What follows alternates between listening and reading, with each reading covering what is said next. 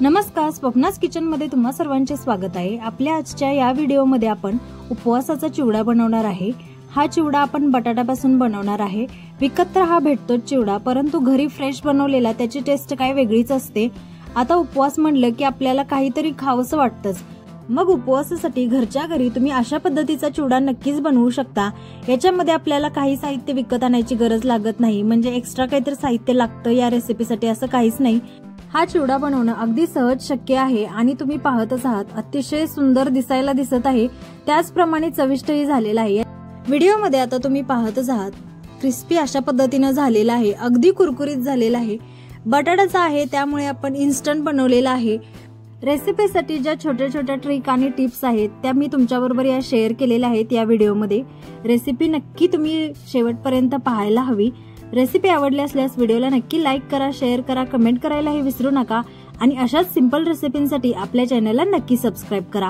आता बटाट्याचा चिवडा म्हटलं की बटाटे आलेच। आता हे थोड्याशा मोठ्या साईज मध्ये मी ते 4 बटाटे घेतलेले आहेत। त्याची साल काढून ते पाण्यामध्ये ठेवलेले आहेत जेणेकरून ते लाल पडू नयेत म्हणून। किसणीच्या मदतीने आपल्याला इथं बटाटा किसून घ्यायचा आहे। तुम्ही पाहतच आहात अशा पद्धतीची किसणी मी इथं वापरलेली आहे, ज्याची मोठी साईज आहे, आपल्याला इथं दिसतच आहे व्हिडिओमध्ये। थोडी मोठी साईज मध्ये आहे ही। त्या चिवडा बनवण्यासाठी आपल्याला बटाटा किसून घ्यायचा आहे, त्यामुळे थोडासा लांबटसर असा किसून घ्यायचा आहे, म्हणून ही किसणी वापरलेली आहे। जेणेकरून याचे जे किसायचे दात आहेत ते थोडेसे मोठे आहेत, त्यामुळे अशा पद्धतीचा बटाटा किसला जाणार आहे। तेलामध्ये तळत असताना करपणार नाही, जळणार नाही पटकन, म्हणून अशा पद्धतीची किसणी वापरायची। बटाटा किसण्यासाठी आपल्याला उभा नाही पकडायचा, आडवा बटाटा पकडून आपण अशा पद्धतीने किसून घ्यायचा, जेणेकरून जे बटाटा किसलेला आहे तो लांब सडक असा होईल, तेलामध्ये करपणार नाही, जळणार नाही, अगदी परफेक्ट असा चिवडा बनून तयार होईल।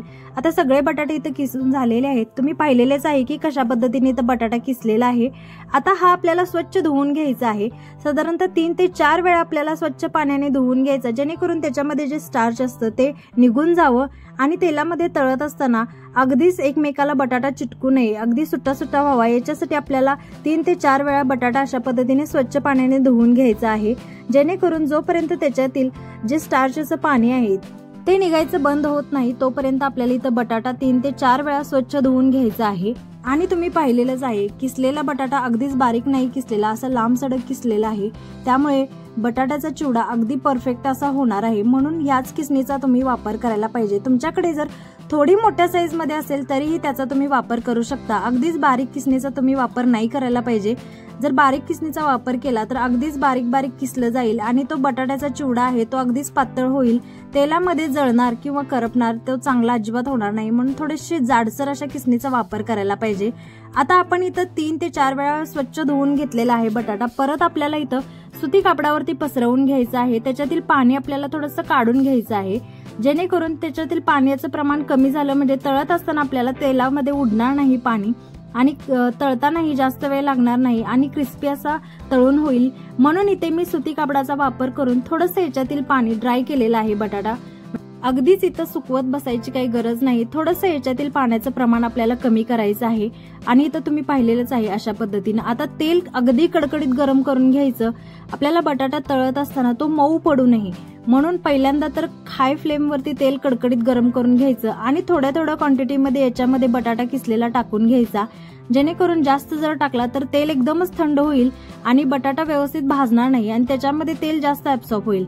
म्हणून आपण इथं थोड्या थोड्या क्वांटिटीमध्ये तळून घ्यायचं आहे। जोपर्यंत याच्यातील बबल्स याचे कमी होत नाहीत तोपर्यंत अजिबात हलवायचं नाही झाऱ्यानं। ज्यावेळेस याच्यातील बबल्स पूर्णपणे कमी होतील नंतरच मग झाऱ्यानं अशा पद्धतीने हलवून घ्यायचं, मग तुमच्या लक्षात येईल की क्रिस्पी असा भाजून झालेलाच आहे। जास्तही याला हलवत बसायची गरज लागत नाही, फक्त तेल कडकडीत गरम करून घ्यायचं पहिल्यांदा आणि ज्यावेळेस बबल याचे कमी होतील त्यावेळेस थोडंसं गॅसची फ्लेम कमी करून घ्यायची आणि अशा पद्धतीनं फ्राय करून घ्यायचा।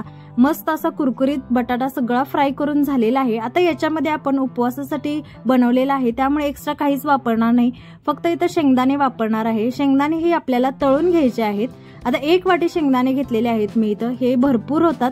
ज्यांना शेंगदाणे खायला आवडतात त्यांच्यासाठी एवढेसे पुरेसे आहेत आणि ज्यांना जास्त आवडत नाहीत त्यांनी कमी क्वांटिटीमध्ये वापरले तरी चालतील। आता इथं शेंगदाणे ही आपल्याला गॅसच्या लो फ्लेमवरती तळून घ्यायचे आहेत. गॅसची फ्लेम हाई नाही करायची शेंगदाणे तळत असताना. गॅसच्या लो फ्लेमवरती आपल्याला अगदी क्रिस्पी होईपर्यंत शेंगदाणे भाजून घ्यायचे.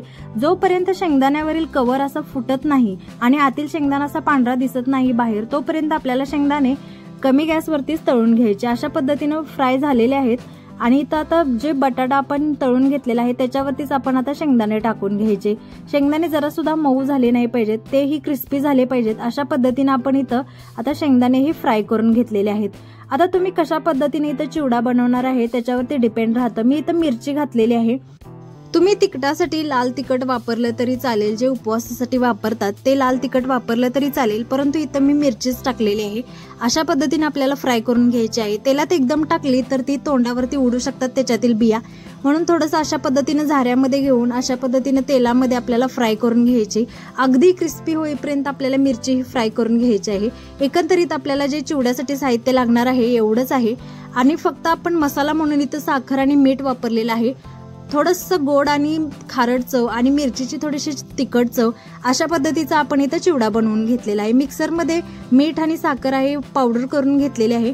आता तुम्हाला जेवढी गरजेनुसार इथं याच्यामध्ये वापरून घ्यायची साखर आणि मीठ.